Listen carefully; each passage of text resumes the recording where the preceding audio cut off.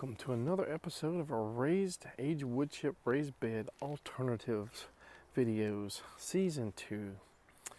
What I have here is, I don't know why I forgot what was in here, but I thought this was a Flatwoods plum that it just kind of did bad. But I found the, it's a Sparkleberry, which is, I guess, a vaccinium species, not the best for eating or whatever. It's like a shrub or small tree. And this whole 2/3 right here looks like it's dead, but this 1/3 is coming back here with leaves and got some nice little tip growth and stuff, you know, where they're gonna bud out. I do have one of these that are bigger that has never flowered. But I think I planted a couple of them out originally and all the other ones died. Let's put this in one of our raised beds. Let's put some little papayas in a few of the raised beds. Hopefully we're done with frost. I don't know. How about planting some seeds out in some of these raised beds as well that we've built up? Raised bed number 1. We have it planted out for the most part, but this little corner, maybe we can put this little shrub here. Problem is there's not really much to plant it in, so we're going to cheat and put a little bit of compost in this little pocket here and see what it looks like. So I put the compost down and I densely kind of pushed in some hay around this guy, and now we're probably going to put some leaves or pine needles or some kind of mulch all the way around it.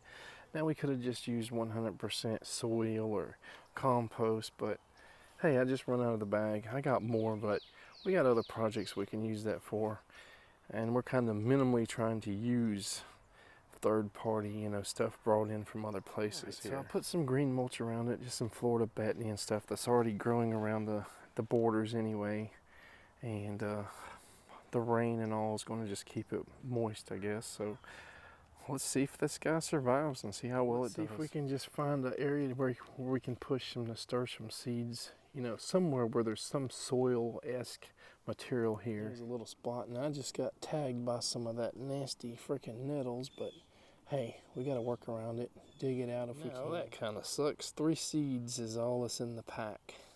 All right, I pushed it in the soil and put a tag there just for reference so I can check up on it every once in a while. How about the basil? 150 milligrams it says. Really easy to find a great place here to plant, because there's so much air in the soil, but that might make it easier to grow something like carrots, you know, that, you know, people really have to loosen their soil up to grow. Looks like some longevity spinach is coming back from the roots. Wonder what the chaya is going to do. Here at the end of the bed, can't really see, the seeds are so small probably on camera, but we did like 3 or so pockets, you know, in this bed. There's not a whole lot of areas where we just got soil and we could just dig in and get it, you know, because there's so many air pockets. But this is probably why over time you have to keep adding material. As it breaks down, it's going to collapse slowly. So, I mean, you guys can see this here, the way we do it, you know. It's not as dense as like doing the chopped wood chips with little pieces and particles here, although they will probably fall, you know, just like putting garden soil in a bed will fall in a few years anyway too. So there are obviously downsides, and what I definitely wonder is if you go too high in a bed like this and plant a big tree that grows fast but has like short roots, is it going to fall, you know, over and over again, and we have to stake it up for a few years, or is it still going to have the potential to fall, you know, as a full-grown tree later on? Let's put some of these basil seeds here where this pomelo is as well, back here in this other wetlands area, wettest part of our property pretty much. There we go. So our Dunstan chestnut is starting to break bud. And I always wonder each and every year if this is just not going to come back. You see, there's definitely a lot of dieback and stuff on it. And that's why we started working on this post-mycorrhizal bed. See if we can get it to snap out of it, to do better. See if we can like convince the roots to start growing upward above the soil level. Introduce that mycorrhizal fungi. If we were to ever get rid of this big, nice camphor tree here, which is an invasive tree, look at the mound that it has. It's probably 2 to 3 foot from the lowest level here where the roots, where the base and the roots are underneath it.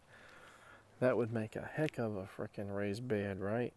And you could always use a lot of the plant material here to make a mycorrhizal bed. I don't know why this happens with the camphor trees, but the same here. This is the one that's kind of shading our little raised bed here. But yeah, 2 to 3 foot at the base of that tree where the roots, I guess, push the dirt up over time. That would make another bed right there. See, we got a magnolia nearby. Very little bit of a hill here, not much. So it doesn't happen with all the trees. These are like a thing of sweet gums here. There's a little bit of hill here. It probably ends about right there, maybe 2 foot from the base of the tree. So it's not as tall, you know, the ground's not being pushed up as much, and it's not around, you know, like the camphor may have a 8 foot or more, you know, diameter or whatever around it, where that hill is really tall. We really got to make a decision probably by the end of the week where we're going to put the Anna apple and the Florida Gold peach. Are we going to move it into wetland zone 1, or, you know, just outside of there? And we probably would have started working on that maybe in this episode had we not got all the rain and wetness here. So it's a little bit too hard, too wet to work with right now. But hopefully we'll get drier weather within a week and can start putting some logs down. All right, let's see if we can pull some of these papayas out. We got a little one. It's got new growth on it. Almost looks like a little parsnip root or something. We're going into the back here where there's a dirt area on raised bed number 2. We're not quite ready to plant out where all the organic material is, but hopefully this will get some nutrients and some of that mycorrhizal fungi back into the soil a little bit, at least by maybe next winter. Maybe give it a little bit of protection. Oh, we'll see. So it's going to be kind of lost in all these dewberries and stuff. Hopefully they don't overgrow it so bad that it kills it. If they do, that's fine. If not, and it gets a little bit of growth, gets 2, 3, 4 foot, then hopefully it'll be able to survive on its own there. And we have a couple other papayas within about 20 or 30 foot of this guy. So pollination should not be an issue. We got 3 of the smallest ones here. Let's go plant these somewhat close together so they can, if they survive and do okay, they'll get pollination. Kind of in our little triangle of citrus area here, the other wetland zone area with the hammock and the swing here. We'll stand in water back there, and our pine totem. So maybe we can put one in each little bed here. I wasn't going to plant too much in the pine totem bed as far as seeds and all, because I figured when I go digging in here, I would forget where the seeds are and probably kill off the plants anyway. But something like this, I'll be able to see when I'm digging in there and planting the mini Latangelo. So let's go ahead and put them in the ground. So there's number 1, there's number 2, there's number 3 on the corner there. All right, this guy's got a lot of dieback, but it looks like it's coming back.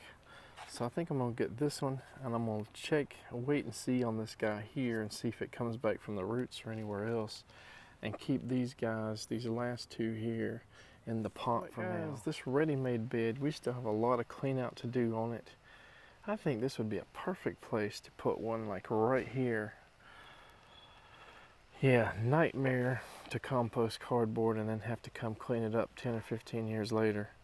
The chestnut there is already budding out though. So there's that one. That makes like 8 or 9 in the ground or in the bed right now.